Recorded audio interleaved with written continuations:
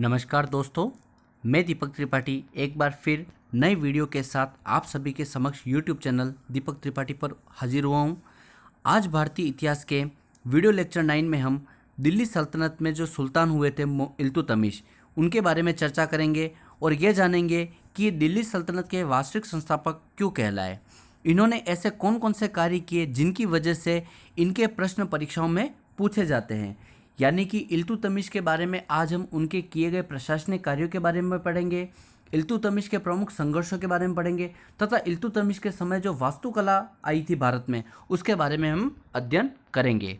तो आइए शुरू करते हैं आज के वीडियो लेक्चर 9 के साथ में, जिसका टॉपिक है शमसुद्दीन इल्तुतमिश। देखिए, इल्तुतमिश का जो कार्यकाल रहता है वो कितना रहता है, 1211 से लेकर 1236 तक रहता है। ठीक है, इससे पहले मैंने आपको कल के वीडियो में पढ़ाया था कुतुबुद्दीन ऐबक के बारे में। ठीक है, जिसका कार्यकाल हमने कितना पढ़ा था, 1206 से लेकर 1210 तक हमने पढ़ा था।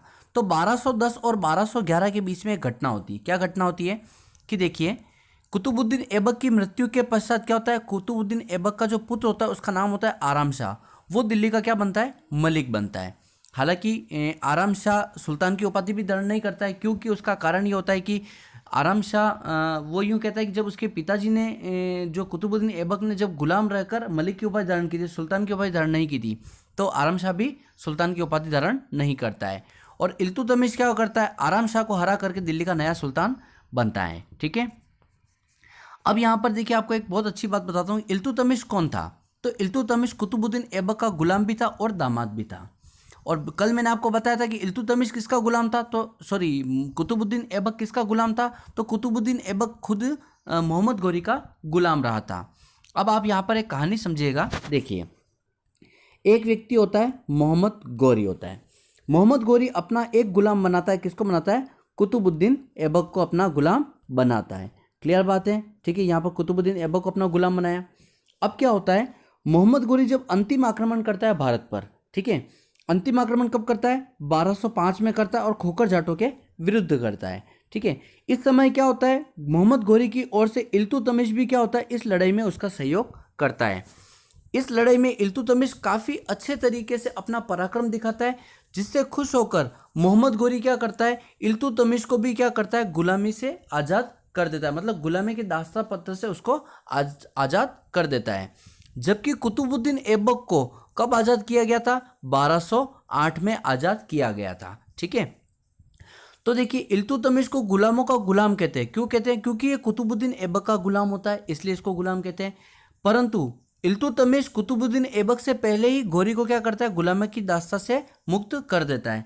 यानी कि कुतुबुद्दीन ऐबक तो 1208 में गुलामी से आज़ाद हुआ था, परंतु इल्तुतमिश पहले ही कुतुबुद्दीन ऐबक से पहले ही दास्ता पत्र से आज़ाद हो जाता है। ठीक है, नेक्स्ट बात करेंगे दिल्ली सल्तनत का। अगर प्रथम सुल्तान बात करेंगे तो कौन था, इल्तुतमिश था। क्यों था, क्योंकि देखिए, दिल्ली सुल्तान का प्रथम सुल्तान की बात हो रही है। क्योंकि जो कुतुबुद्दीन ऐबक था, कुतुबुद्दीन ऐबक था, वो कुतुबुद्दीन ऐबक मलिक या सिपह सालार की उपाधि से राजा बनता है, जबकि इल्तुतमिश सुल्तान की उपाधि से राजा बनता है। तो दिल्ली सल्तनत का पहला जो सुल्तान की बात है कि तो आंसर क्या होगा, इल्तुतमिश होगा। और दिल्ली सल्तनत का प्रथम शासक की बात आएगी तो आंसर क्या होगा, कुतुबुद्दीन ऐबक होगा। ठीक है, नेक्स्ट बात करते हैं, इल्तुतमिश इल्बरी जाति का तुर्क था। ठीक है, इसीलिए गुलाम वंश को क्या कहते हैं, इल्बरी वंश के नाम से भी हम जानते हैं। अब बात करते हैं प्रमुख प्रशासनिक कार्यों के बारे में। देखिए दोस्तों, यहाँ पर आपको मैं 2 मिनट बताना चाहता हूँ परीक्षा के प्रश्नों का पैटर्न, है ना। देखिए, परीक्षा में जो व्यवहारिक जो प्रश्न पूछे जाते हैं, है ना, कि अगर आप आरएस की तैयारी कर रहे हो या आईएएस की तैयारी कर रहे हो या किसी प्रशासनिक सेवा में जाने के लिए आप कोई भी एग्जाम की तैयारी कर रहे हो, जैसे आप पटवारी एग्जाम की तैयारी कर रहे हो, तो पटवारी कौन होता है, पटवारी भी प्रशासन का एक हिस्सा होता है। ठीक है, अगर आप एक्साइज इंस्पेक्टर या किसी अदर ऐसे चीज़ की तैयारी कर रहे हो जो क्या कहते हैं कि ना प्रशासन से पूरी संबंध है, ठीक है ना, तो वहाँ पर क्या परीक्षा में जो प्रश्न पूछा जाता है प्रशासनिक कार्य से संबंधित पूछे जाते हैं। जैसे कि मैं आपको एक छोटा सा एग्जाम्पल देता हूँ मैं आपको। एग्जाम वाला, अब आप जो एग्जामिनर होगा वो आपसे ये जानने का प्रयास करेगा कि आपने जो पढ़ा है राजाओं के बारे में, तो राजाओं के बारे में मुख्य आपने क्या बातें ध्यान रखी है। तो वहाँ पर हमें आर्थिक इकोनॉमी, उस समय की इकोनॉमी कैसी थी उसके बारे में अध्ययन करना होता है। उस समय सोशल लाइफ कैसी थी, यानी सामाजिक परिस्थितियाँ कैसी थी, उसके बारे में आपको जानना होता है। उस समय प्रशासनिक इकाइयाँ कौन कौन सी थी, उसके बारे में आपको जानना होता है। उस समय राजनीतिक इकाइयाँ क्या होती थी, उसके बारे में आपको जानना होता है। तो इन 4-5 चीज़ों या फिर और एक पांचवी धार्मिक इकाइयाँ, ठीक है, धार्मिक से संबंधित भी कई बार प्रश्न पूछे जाते हैं, ठीक है, तो इनसे संबंधित हमें पढ़ना होता है। तो आइए आज हम पढ़ते हैं प्रमुख प्रशासनिक कार्यों के बारे में, ठीक है। देखिए इल्तुतमिश ने क्या किया था, एक तुर्कान ए चहलगानी नामक एक विभाग बनाया था।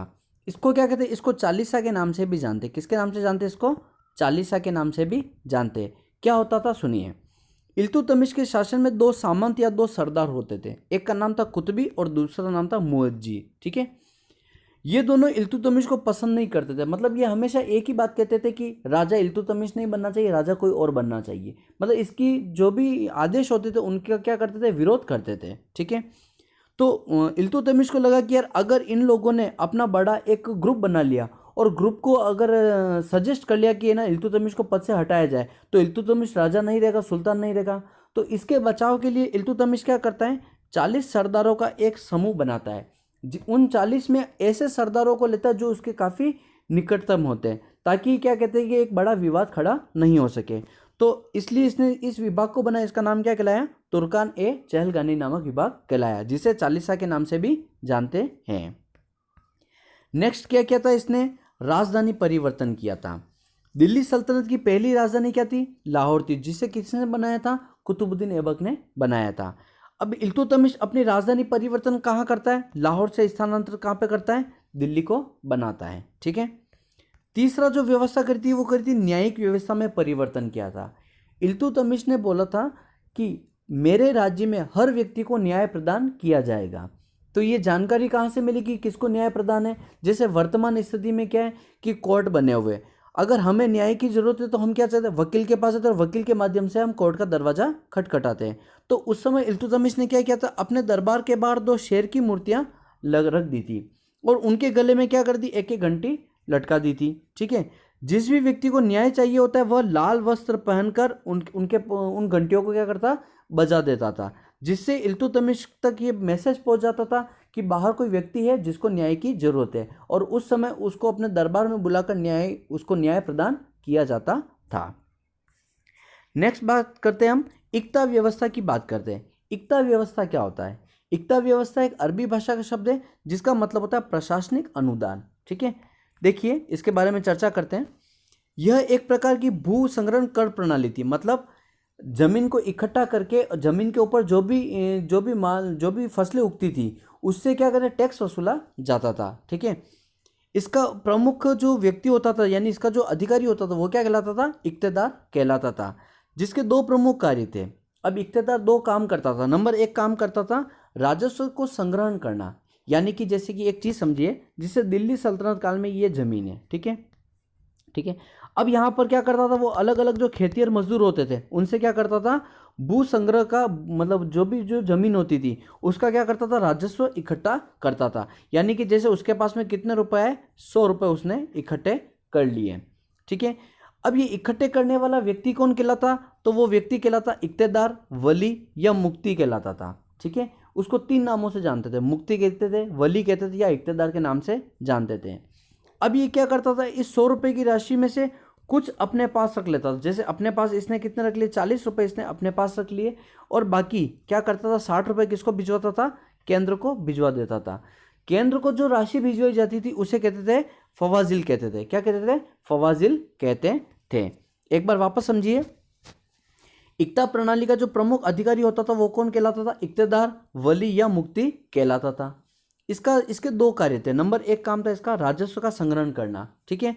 उसमें जो राशि इसने संग्रहण करी उसमें से एक राशि क्या करता था, स्वयं के पास रखता था, तथा दूसरी राशि को क्या करता था, केंद्र के पास में भेज देता था। जो राशि केंद्र के पास भेजी जाती थी उसे फजाविल कहते थे, ठीक है, फवाजिल कहते थे, ठीक है। दूसरा इसका कार्य था प्रशासनिक व्यवस्था को देखना, यानी कि मैं एक बात कहूंगा, सैन्य प्रणाली को भी यह देखता था। इसीलिए इक्ता प्रणाली को मैं क्या कहूंगा, भू राजस्व या भू संग्रहण कर प्रणाली होती थी, या फिर उसे सैन्य प्रणाली, या दोनों भी मैं उसे कह सकता हूं। तो परीक्षा में जब प्रश्न आवे कि इक्ता व्यवस्था क्या थी, तो यह भू संग्रहण कर प्रणाली एवं एक प्रकार की सैन्य प्रणाली थी। ठीक है ना। अब यहाँ पर प्रश्न है, इक्तेदारों की नियुक्ति कौन करता था? तो स्वयं सुल्तान इसकी नियुक्ति करता था, और ये जो सीधी जो राशि जाती थी वो किसके पास जाती थी? सुल्तान के पास जाती थी। ठीक है। बलबन के समय में, अब देखिए इल्तुतमिश के बाद में एक राजा आएगा, बलबन होगा। बलबन के समय क्या किया? इक्तेदार को के एक नाम परिवर्तन कर दिया। इसका जो अधिकारी होता था उसको क्या कहा था इन्होंने? ख्वाजा कहा था। ठीक है। अलाउद्दीन खिलजी के समय में क्या हुआ? इक्तेदारों का स्थानांतरण करना शुरू कर दिया। मतलब अलाउद्दीन खिलजी ये सोचता था कि अगर एक ही इक्तेदार आजीवन एक ही समय रहकर अगर एक ही जगह पर काम करेगा, ठीक है, तो उससे क्या होगा? हो सकता है वो वहाँ पर करप्शन पैदा कर लेवे। इसलिए उसने क्या किया? इक्तेदारों का ट्रांसफ़र करना शुरू किया। कोई शिकायत कर देता तो उसके आधार पर ट्रांसफ़र होता था, या फिर एक समय के सीमा के बाद में अलाउद्दीन खिलजी स्वयं इक्तेदारों का ट्रांसफ़र कर देता था। फिर एक राजा आया था फिरोज शाह तुगलक आया था। फिरोज शाह तुगलक ने क्या किया? इक्तेदारों को क्या कर दिया? वंशानुगत कर दिया था। मतलब इक्तेदार का बेटा ही अब क्या बनेगा? इक्तेदार बनेगा। ये व्यवस्था किसने शुरू कर दी? तो फिरोज शाह तुगलक ने ये व्यवस्था शुरू करी थी। नेक्स्ट बात करते हैं, इक्ता व्यवस्था की जानकारी कहाँ से मिलती है? तो मैंने आपको पहले बताया था, सियासतनामा पुस्तक से मिलती है। तो देखिए सियासतनामा पुस्तक किसने लिखी है? तो निजाम अल मुल्क तूसी ने इसे लिखा है। आज देखिए टेस्ट होने वाला है आप लोगों का। मैंने बताया था आपको कि टेस्ट होगा, और टेस्ट में जो टॉपिक दिया जाएगा वो टॉपिक होगा आप लोगों के मध्यकालीन इतिहास के प्रमुख स्रोत में। ठीक है। और जिन लोगों को भी टेस्ट की PDF चाहिए वो मुझे व्हाट्सएप मैसेज करके मेरे से या आप कमेंट करके मुझे बता सकते हैं, ताकि मैं आप लोगों को टेस्ट की PDF भी आपको अवेलेबल करा सकूंगा। इक्ता व्यवस्था को भारत में लाने का जो श्रेय था वो किसको जाता है? मोहम्मद गोरी को जाता है। ठीक है। तथा इसे व्यवस्थित रूप से लागू करवाने का श्रेय किसको जाता है? इल्तुतमिश को जाता है। ये चीज मैं आपको पहले बता चुका हूं। ठीक है। आगे चर्चा करते हैं। पांचवा, इसने प्रशासनिक कार्य में क्या सुधार किया था? इल्तुतमिश ने सर्वप्रथम क्या? शुद्ध अरबी के सिक्के चलाए थे। तो भारत में सबसे पहली बार अरबी के सिक्के चलाने वाला व्यक्ति कौन था? तो इल्तुतमिश था। इसने एक चलाया था तांबे का सिक्का। तांबे के सिक्कों को कहते थे जीतल कहते थे। क्या कहते थे? जीतल। तथा चांदी के सिक्के चलाए उनको क्या कहा गया? टका कहा गया। क्या कहा गया? टका कहा गया। और ये टका उसने क्यों चलाए थे? अपनी पुत्री रजिया को अपना उत्तराधिकारी घोषित करने पर टका चलाया था। देखिए एक ईरानी परंपरा होती है जिसमें ये होता है कि राजा अपनी पुत्री को क्या बनाएगा, यानी कि उसका उत्तराधिकारी अगर है ना कोई पुत्री है तो उसको क्या बनाएगा? उत्तराधिकारी बनाना पड़ेगा। ठीक है। तो ईरानी परंपरा के अनुसार उसने अपनी पुत्री को क्या बनाया था? उत्तराधिकारी घोषित करने पर एक टका सिक्का चलाया था। ठीक है। अब इल्तुतमिश के प्रमुख युद्ध कौन कौन से? देखिए अगर आप राजस्थान पटवारी का एग्जाम दे रहे हैं तो इक्ता व्यवस्था आपको पढ़नी काफ़ी महत्वपूर्ण है, क्योंकि पटवारी का जो काम होता है वो भी एक प्रकार का भू संग्रहण से संबंधित ही काम होता है ना, भू राजस्व प्रणाली से संबंधित काम होता है। इसलिए परीक्षा में प्रश्न आने की संभावना ज़्यादा रहती है। ठीक है। इल्तुतमिश के प्रमुख युद्ध में बात करते हैं। सबसे पहला युद्ध वो लड़ता है 1215 ईस्वी में युद्ध लड़ता है, जिसका नाम होता है तराइन का तृतीय युद्ध होता है। यह युद्ध किस किस के मध्य लड़ा गया? इल्तुतमिश और यल्दौज का, जो यल्दौज होता है जो गजनी का शासक होता है, उसके मध्य लड़ा गया। इसमें गजनी का शासक यल्दौज होता है वो पराजित हो जाता है, और इस युद्ध का परिणाम क्या निकलता है कि दिल्ली सल्तनत को गजनी के अधिकार तथा दासता से मुक्त कर संप्रभुता की घोषणा करी। यानी कि यहाँ एक प्रकार से दिल्ली सल्तनत को गजनी के अधिकारों से मुक्त करने की बात कही गई है कि अब दिल्ली सल्तनत को गजनी के आदेश के आधारों पर नहीं चलेगा। ठीक है। 1227 में दूसरा युद्ध लड़ता है, मंदसौर का परमार अभियान करता है, जिसमें यह विजय रहता है। पटवारी एग्जाम के और रीट के एग्जाम के दृष्टिकोण से काफी महत्वपूर्ण है 1227 ईस्वी का युद्ध, जिसमें यह भूताला का युद्ध लड़ता है। और भूताला का युद्ध कहाँ पर है? कहाँ पर होता है? नाथद्वारा में होता है, जो राजसमंद जिले में स्थित है, राजस्थान के। ठीक है। यहाँ इसका सामना मेवाड़ के जैत्र सिंह से होता है। ठीक है। जिसमें इल्तुतमिश की क्या होती है? पराजय होती है, और मेवाड़ के जैत्र सिंह की विजय होती है।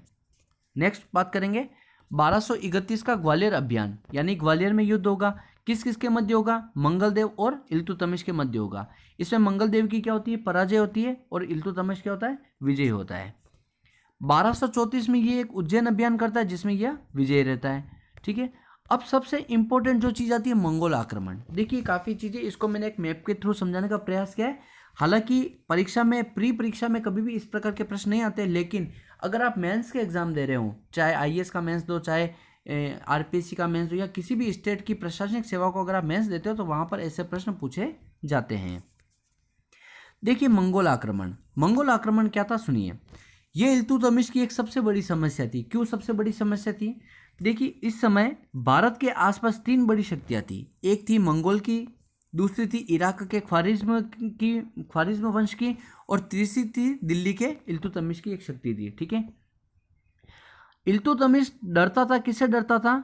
चंगेज खान से डरता था। ठीक है, और ये जो इराक का ये जो मंगवर्णी जो शासक था, ये किससे डरता था? ये भी मंगोल से। यानी इन तीनों शक्तियों में 1, 2 और 3 जो सबसे पावरफुल थी वो कौन थी? मंगोल की चंगेज खान की जो शक्ति थी वो सबसे पावरफुल थी। अब चंगेज खान क्या करता है?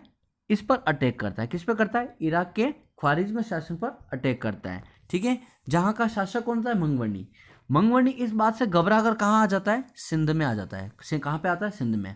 और सिंध का जो एरिया होता है वो किसके अंडर में होता है? दिल्ली सल्तनत के अंडर में होता है। अब ये चंगेज खान यहाँ आएगा, यहाँ से इसको पता चलेगा कि ये मंगवर्णी कहाँ गया? सिंध में चला गया है। इससे क्या होता है? इल्तुतमिश की चिंता पैदा हो जाती है।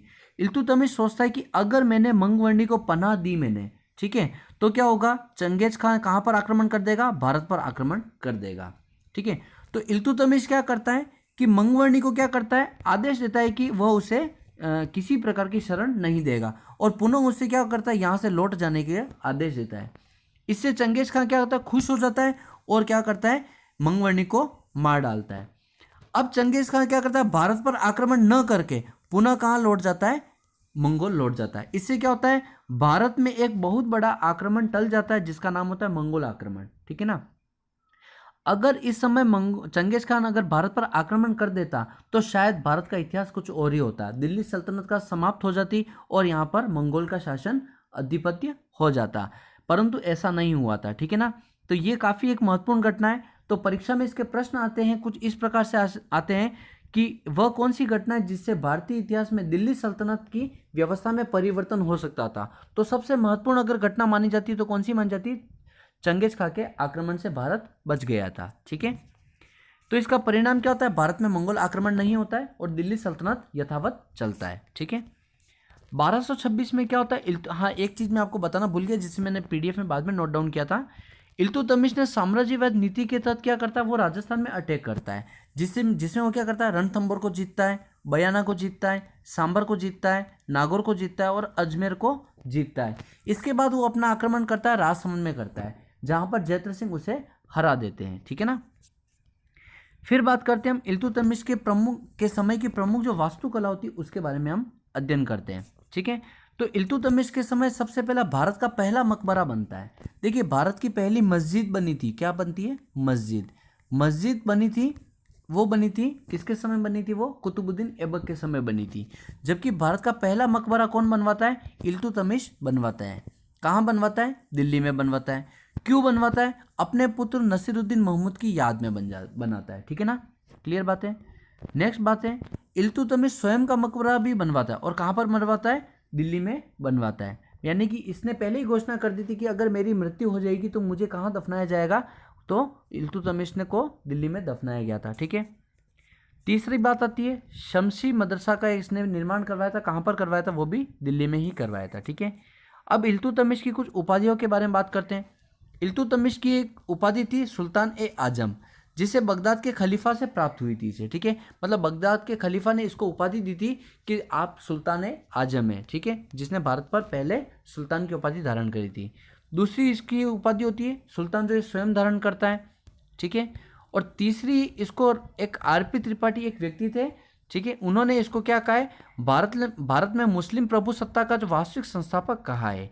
तो आरपी त्रिपाठी ने किस व्यक्ति को भारत में मुस्लिम प्रभुसत्ता का वास्तविक संस्थापक कहा है? किसे कहा है? तो इल्तुतमिश को कहा है। और अंततः 1236 में क्या होता है? इल्तुतमिश की मृत्यु हो जाती है और इसी के साथ में इल्तुतमिश की कहानी भी समाप्त हो जाती है। दोस्तों, उम्मीद करता हूँ आपको वीडियो समझ में आया होगा। एक बार मैं फिर से इसका रिवीजन कर देता हूँ। जो कुछ प्रमुख बातें हैं जैसे मैं आपको बता देता हूँ। मंगोल आक्रमण, ठीक है, तो मंगोल आक्रमण क्या हुआ था? चंगेज खान मंगवर्णी पर अटैक करता है। मंगवर्णी यहाँ से भागकर सिंध पहुँच जाता है, जहाँ इल्तुतमिश इसे पनाह नहीं देता है और चंगेज खान इससे खुश होकर मंगवर्णी को हत्या करके पुनः मंगोल लौट जाता है। ठीक है, इससे भारत में एक बहुत बड़ा आक्रमण, जो मंगोल आक्रमण होता है, वो टल जाता है। ठीक है, राजस्थान की परीक्षा के दृष्टिकोण से भूताला का युद्ध काफ़ी महत्वपूर्ण है। ठीक है, जो जैत्र सिंह और इल्तुतमिश के मध्य लड़ाया गया था, और इसमें विजय किसकी होती है? मेवाड़ के जैत्र सिंह की विजय होती है। और कब होती है? 1227 में होती है। और यहाँ का कारण कि इल्तुतमिश मेवाड़ पर अटैक क्यों करता है, तो उसका एक ही कारण है कि साम्राज्यवाद नीति के तहत करता है। ठीक है, नेक्स्ट प्रश्न है तो वो देखिए, इल्तुतमिश ने कुछ सिक्के चलाए थे जिन्हें अरबी के सिक्के कहा गया है। ये दो प्रकार के सिक्के चलाता है। नंबर 1 तांबे के सिक्के जिन्हें जीतल कहा गया है, और चांदी के सिक्कों को क्या कहा गया है? टका कहा गया है। चांदी के सिक्के क्यों चलाता है? तो अपने पुत्र रजिया को अपना उत्तराधिकारी घोषित करने के कारण ये चलाता है। ठीक है, फिर बात करी थी मैंने इक्ता व्यवस्था, तो इक्ता व्यवस्था का प्रमुख कौन होता है? इक्तेदार होता है। इक्ता व्यवस्था क्या होती है? तो यह भू संग्रहण कर प्रणाली तथा एक प्रकार की सैन्य प्रणाली भी थी, जिसमें इक्तेदार राजस्व संग्रह करता था तथा राशि को दो रूपों में डिवाइड करता था। एक तो अपने पास रखता था और दूसरा केंद्र को भिजवाता था, जिसे फवाजिल कहते हैं। और साथ में प्रशासनिक व्यवस्था को भी अच्छे से देखता था। ठीक है ना। फिर मैंने आपको बताया था न्यायिक व्यवस्था, तो जिस भी व्यक्ति को न्याय चाहिए होता है तो वो इल्तुतमिश के दरबार के बाहर जो शेर होते थे, उनके गले में शेर की मूर्तियाँ होती थी, उनके गले में घंटी को लाल वस्त्र पहनकर बजाता तो उसे न्याय प्रदान किया जाता था। फिर मैंने बताया राजधानी परिवर्तन सबसे महत्वपूर्ण है। दिल्ली सल्तनत की पहली राजधानी लाहौर, जो कुतुबुद्दीन ऐबक ने घोषित करी थी, और दिल्ली उसे ट्रांसफर करके कौन लेकर आता है? तो इल्तुतमिश लेकर आता है। ठीक है, फिर मैंने बताया तुर्कान चहलगानी, कुतुबी और मुइज़्ज़ी नामक दो सामंत होते, जिनके डर से या जिनके क्या जो इल्तुतमिश को पसंद नहीं करते थे, इस वजह से इल्तुतमिश क्या करता? तुर्कान चहलगानी, जो 40 सरदारों का एक समूह होता था, उसे बनाता है। इसे चालीसा भी कहते हैं। ठीक है, तो दोस्तों आज के टॉपिक में हमने इल्तुतमिश के बारे में कुछ बेसिक जानकारी और कुछ डिटेल जानकारी भी पढ़ी है। परीक्षा की दृष्टि से मैंने सारे प्रश्नों का समावेश कर लिया है। पुराने परीक्षा में भी जो प्रश्न पूछे गए थे वो भी मैंने आपको बता दिया, और आने वाले एग्जाम के दृष्टिकोण से जो महत्वपूर्ण प्रश्न बनते हैं उनका भी मैंने इसमें समावेश कर लिया है। दोस्तों आपसे एक महत्वपूर्ण विनती है मेरी कि देखिए, कुछ विद्यार्थियों को अभी तक मेरे वीडियो नहीं पहुंचे। मैं जिन एजुकेशन ग्रुप में ऐड हूँ, मैं उन तक ही अपने वीडियो शेयर कर सकता हूँ। तो आप लोगों से निवेदन है कि प्लीज़ वीडियो को देखें और उन विद्यार्थियों तक जरूर पहुँचाएं जो परीक्षा की तैयारी कर रहे हैं। इससे उन बच्चों को काफ़ी मदद मिल सकेगी। तो दोस्तों धन्यवाद। कल नए टॉपिक के साथ में हाजिर होंगे, नए वीडियो लेक्चर 10 के साथ में। धन्यवाद।